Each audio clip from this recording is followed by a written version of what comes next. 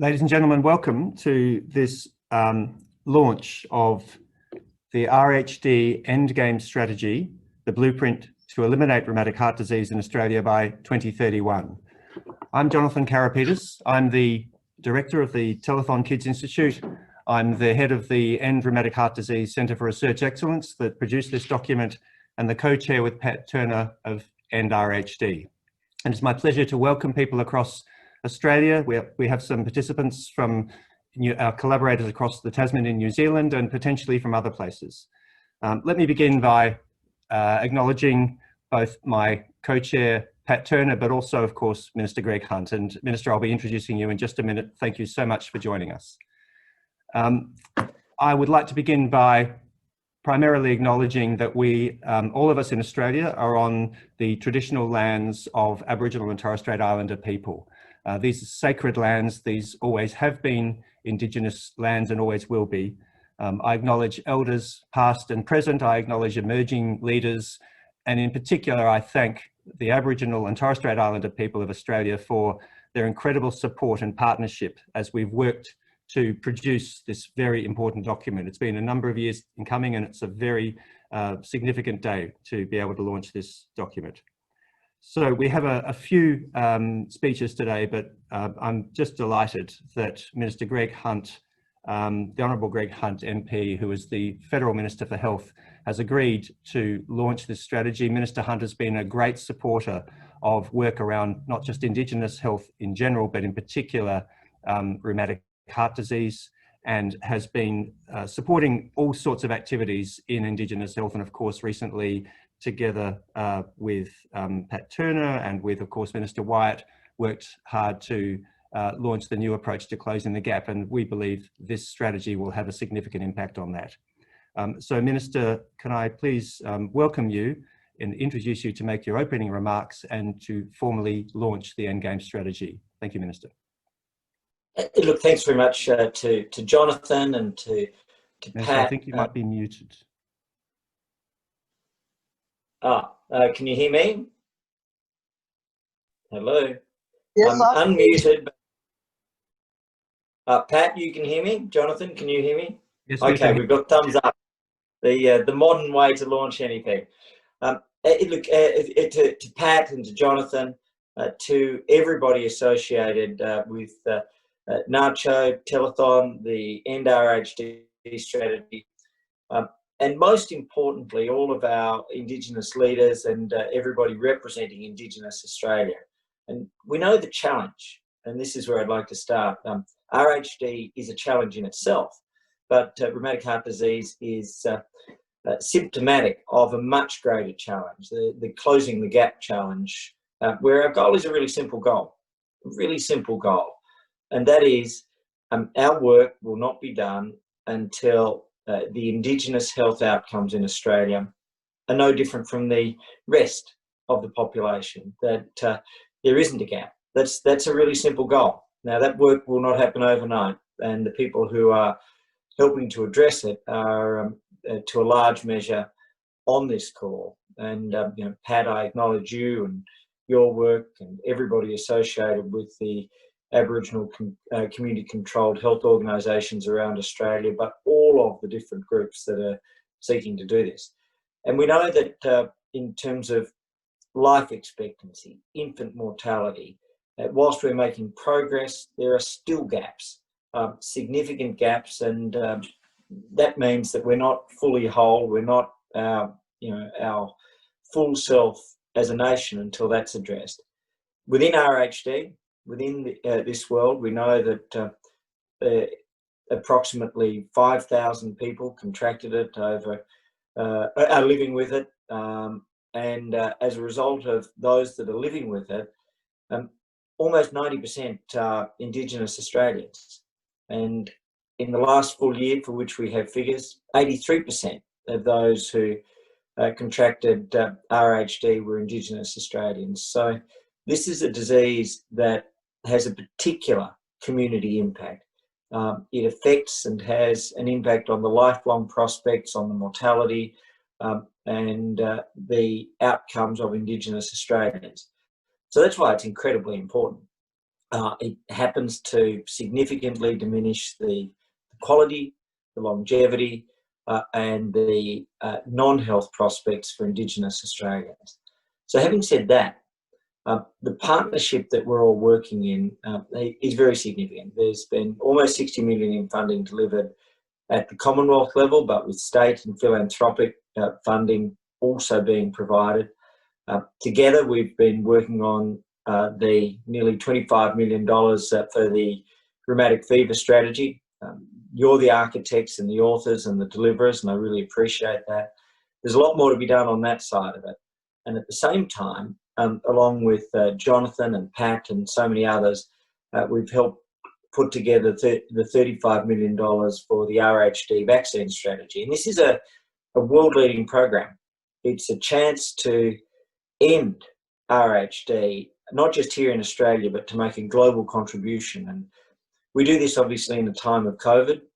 We've seen the impact of that, and we know the indispensable importance of a vaccine, and the world is working together on that. And the speed with which the world is working on the COVID vaccine also says to me, well, we can do this. And the Telethon Institute is leading the world on that front.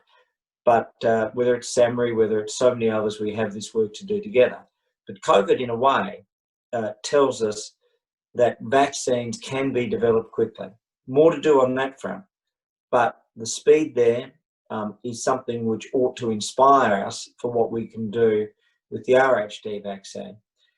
The other interesting thing about COVID is that one of our great fears was that remote Indigenous communities might contract COVID. And as we speak, on all of the figures that I have, on all of the information, there has not been a known case of coronavirus in any of our remote Indigenous communities in Australia.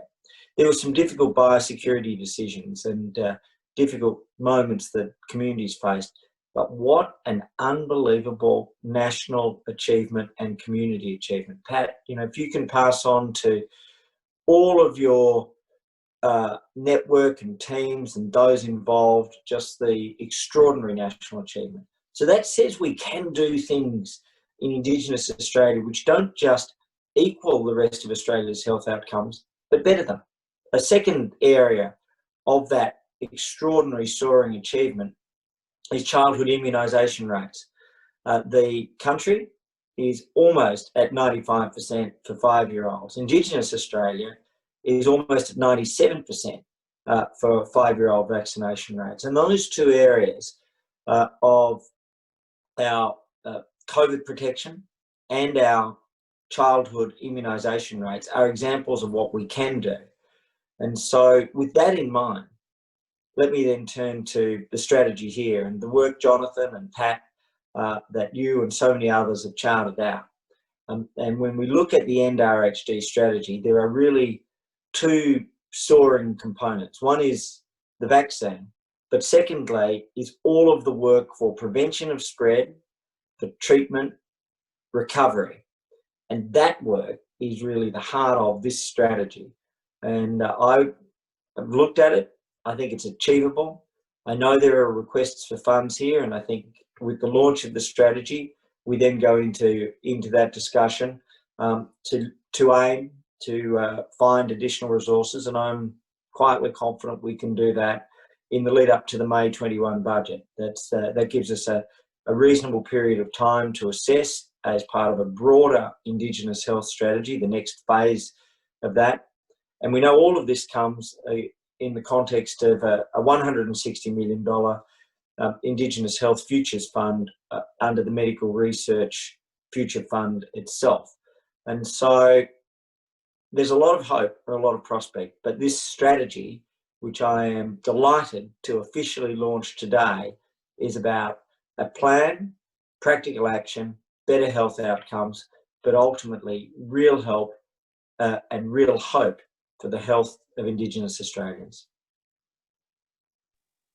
Minister, thank you so much for that and for your words and for your support.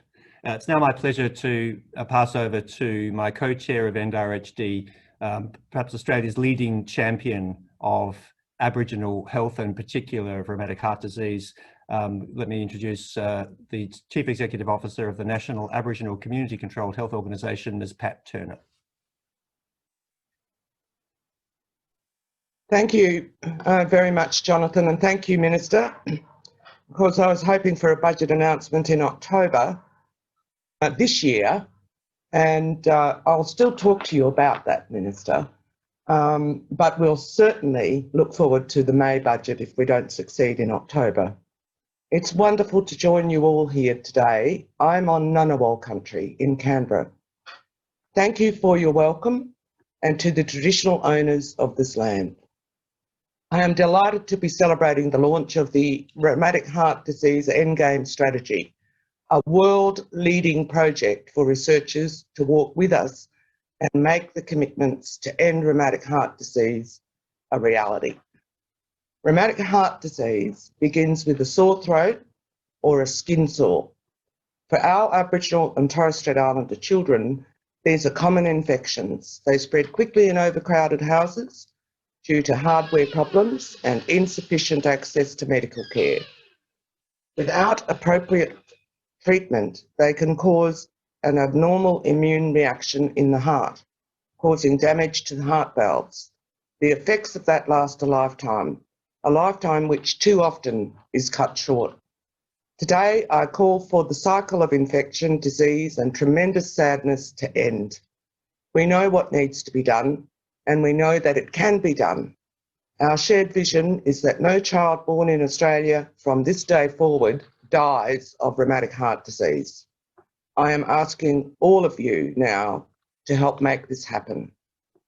I want to tell you why this matters to me. As CEO of NACCHO, I lead the Aboriginal and Torres Strait Islander primary healthcare sector. Being comprehensive means that we do everything. Immunisations to iron infusions, injuries, ischemic heart disease. Doing everything means that we rarely choose to focus on a single disease. There is so much to be done.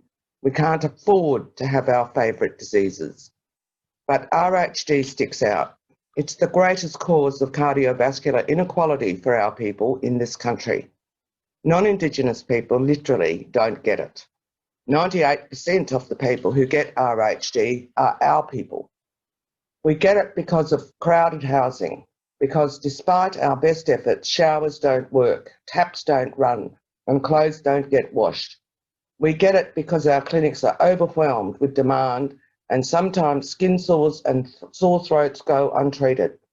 We get it because the diagnosis is missed and sometimes it is too late for treatment. All that needs to change. At NACCHO, we are a founding partner of End Rheumatic Heart Disease, an alliance of organisations working to end rheumatic heart disease. We have prioritised it, not because this disease is a simple fix, but because it is hard, because it spans from housing to clinics to open heart surgery. It exemplifies the gaps in prevention in the health system and in outcomes. We are focusing on this because the only possible solution is a comprehensive Indigenous-led primary healthcare-based strategy of both prevention and treatment. In pursuing this goal, we have the opportunity to work together collaboratively in new ways. We believe that in working in that way of working and with your help, we believe that it can end rheumatic heart disease. There is a clamour from our people to ready to commit to leading the strategies to end it. This disease isn't something that we just have to live with or die from. It's something we can take collective action on. Communities have already made a start. With this end rheumatic heart disease strategy, with this endgame strategy, we have the evidence we need to make choices about what works best for us and how to put that research into action. We need to make this matter. It can't just be a report on the shelf. With the release of the endgame, we have a real opportunity to turn the corner. But we need to do this, we need a commitment to Aboriginal and Torres Strait Islander leadership. We need to appoint an advisory committee to make that happen. a national body to oversee the implementation of the Endgame Strategy, to fund community-led action in places with the highest risk of RHD, action outside the health sector on environments, housing and health and education to change the risks of RHD, and to establish targets to measure progress and know that we are winning. This work is transformative, not just because we can save lives and prevent human suffering of RHD. That is important, but also because a comprehensive community-led approach to primary care and environmental health will help address so much more. Ear disease, eye disease, childhood lung infections. RHD is just the start of this new way of working.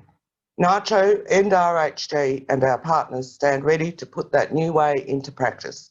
We are delighted to have the Endgame Strategy behind us to give us the technical foundation for all the work ahead. The next steps to put this into practice are a collective responsibility.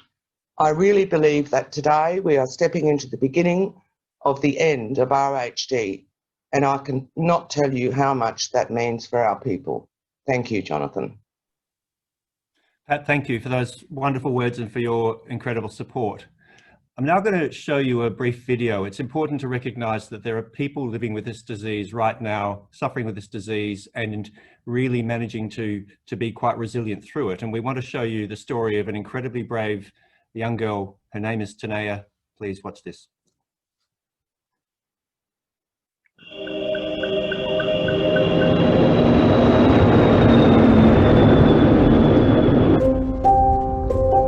I spent months in hospital. I remember waking up, but I couldn't remember what happened. I was really scared of being away from home.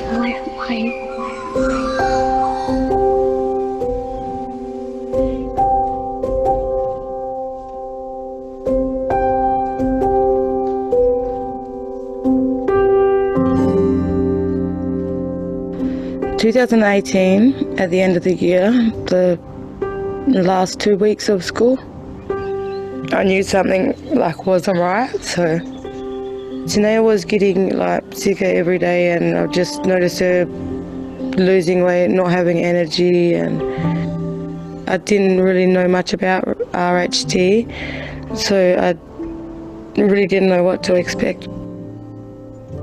Her oxygen levels started to drop, so she had to get put on oxygen and flown straight to Perth. And when we got there, they called the doctor from ICU down.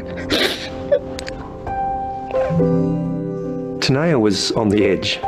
She was brought to Perth to intensive care, underwent 2 open heart surgeries.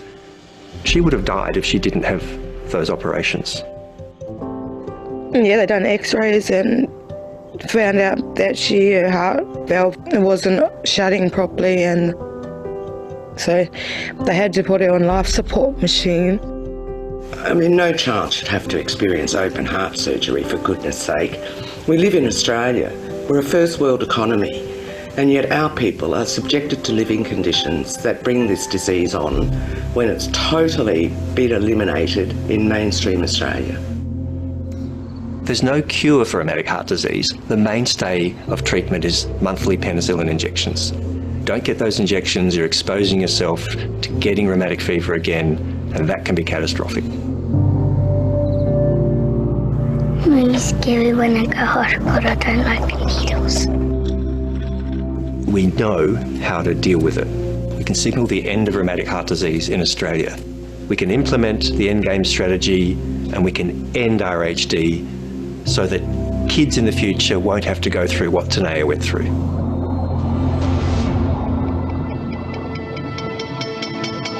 The Endgame Strategy has been 5 years in the making, building on decades of research around understanding what it will take to control this disease and, in fact, to eliminate it. In the Endgame Strategy, we identify 5 critical elements to get rid of rheumatic heart disease. The first is that Aboriginal and Torres Strait Islander leadership is essential. The second is the importance of community-based programs. The third focuses on making sure that environments are healthy. The fourth means focusing on early prevention. And the fifth is around caring and supporting those who already have rheumatic heart disease. And all of those things need to be done together because there is no silver bullet to actually get rid of rheumatic heart disease.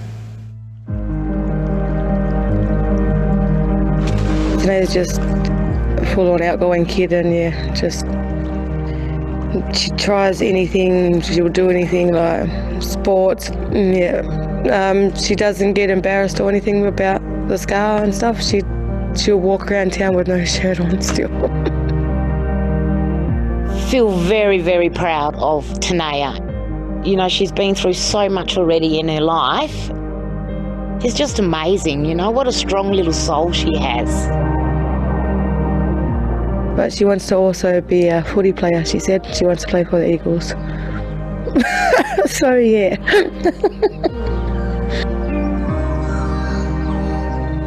Australia will be rid of rheumatic heart disease if we are able to implement our strategy and have it led by our people so that we can eliminate all the risk factors and the fear of anyone contracting this debilitating illness ever again. We now have the blueprint to end rheumatic heart disease in Australia. If we do this, we give kids like Tanea around the country an opportunity to live their lives to the fullest. Kids like me need your help.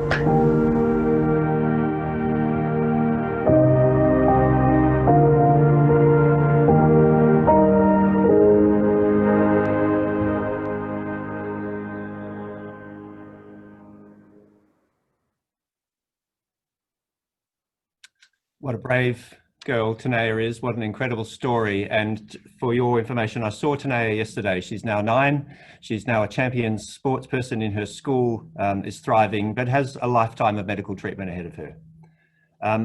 Let me acknowledge all the people living with this disease, enduring this disease around the country and indeed around the world. I'm told we have people tuning in from around the world, and I guess that's another message to us, which is that the world is very much looking at what we're doing here in Australia to learn from it, but also looking for our leadership. And I think that's another reason for us to support the implementation of this strategy. You know, over half a century ago, rheumatic heart disease largely disappeared from the lives of non-Indigenous people in Australia. And that was a result of improved housing standards, living conditions, access to antibiotics. And as a result, people were no longer fearful of the complications of a sore throat or a skin sore. Rheumatic heart disease was largely consigned to the history books, or so we thought. Because by the 1970s and 1980s, the evidence started appearing that, in fact, Aboriginal and Torres Strait Islander people had not had the same benefits of those opportunities. New research demonstrated that there was an ongoing burden of rheumatic heart disease in remote communities throughout Australia. It was a burden that largely remained hidden for the rest of the country. I can remember as late as the 1990s, mid-1990s, going to Melbourne and having a leading cardiologist tell me that we could forget about rheumatic heart disease because it had largely disappeared. How wrong he was. In the early 1990s, I completed my PhD in the Northern Territory, working to develop the first comprehensive overview of Aboriginal and Torres Strait Islander people living with rheumatic heart disease. A lot of people in the Northern Territory supported that work. We then led to the work of building registers to support the delivery of regular antibiotic injections, which can slow the progress of disease. Since then, rheumatic heart disease has become my life's work. My team and I and our colleagues around the country and indeed around the world have done a lot of research to understand the risk factors for the disease, the treatments, improving delivery of care, trying to understand how to detect the disease earlier. All of these medical things are incredibly important. They can change the lives of people who already have rheumatic heart disease, people like Tanea. But we have not yet been able to stop people being diagnosed with new cases of rheumatic heart disease. So the medical approaches on their own cannot end the persistent injustice of rheumatic heart disease. And we've been too timid in our aspirations. For years, we've talked about controlling the disease, reducing its impact. We always avoided talking about eliminating rheumatic heart disease, even though that's what's happened for the vast majority of Australians. Well, if there's one country in the world that has the resources and the evidence to actually eliminate a disease like rheumatic heart disease, it is ours.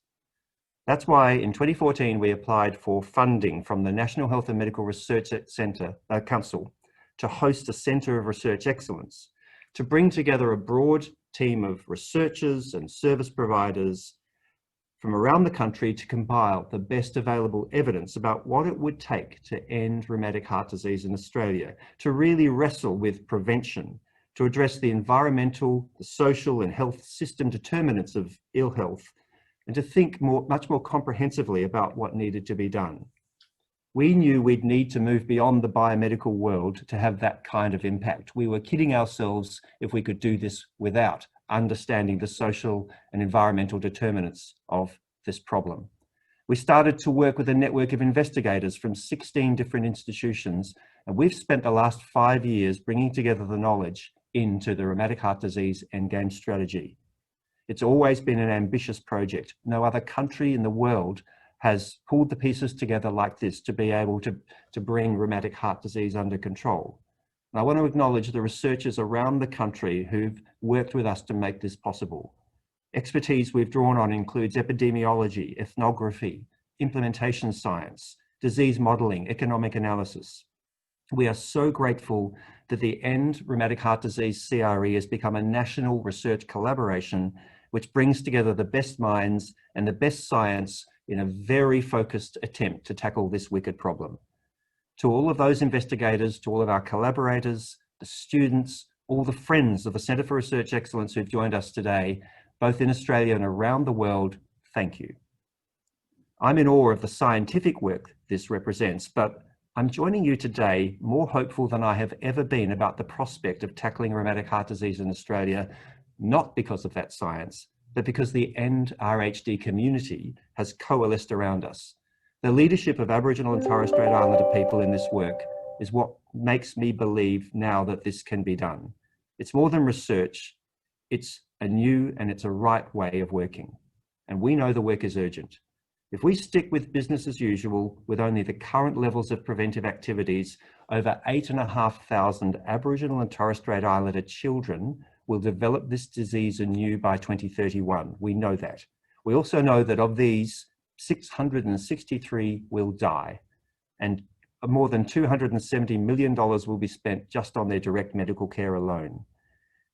Each one of these children is part of a family, part of a community, and the effects will be felt for decades. We literally have in our hand the prescription to change that, and Australia has an obligation to act. I acknowledge the leadership of the peak bodies who've endorsed this work and believe in bringing it to fruition. NACHO and all of its affiliates, the Heart Foundation, the AMA, Rheumatic Heart Disease Australia, the College of General Practitioners, the College of Physicians, the Aboriginal and Torres Strait Islander Health Workers Association, the National Rural Health Alliance, and many, many others. Minister Hunt, I thank you for your commitments today. I want to acknowledge also Minister Ken Wyatt for his leadership on rheumatic heart disease, and the Department of Health for the thinking underway about what needs to happen next. As Pat said, this cannot be a nice document that sits on a shelf. This is the recipe for doing something about rheumatic heart disease. But most of all, I acknowledge the Aboriginal and Torres Strait Islander children and other people living with rheumatic heart disease and at risk of the disease in the decade ahead. Children like Tanea, who, as I said, has a lifetime of medical care ahead of her, but whose strength and whose family ties are an inspiration to us all. We know what needs to be done. I've never before been so confident that it can be done. And I ask of all of you today to help make our vision a reality, that no child born today should die of rheumatic heart disease. Ladies and gentlemen, Minister Hunt kindly launched the Endgame Strategy. You can get it right now by clicking on telethonkids.org.au. There will be plenty of other links available. It's a good read, it's a hefty read, and so we have also produced a snapshot document, really summarising the key points in much briefer form.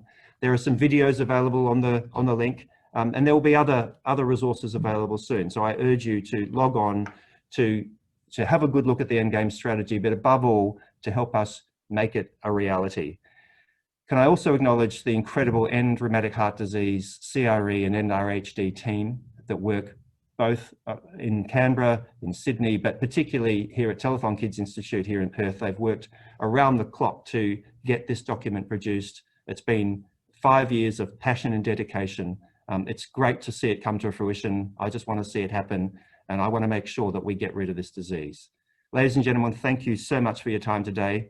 Minister Hunt, thank you for your commitment and for your time and for launching this document.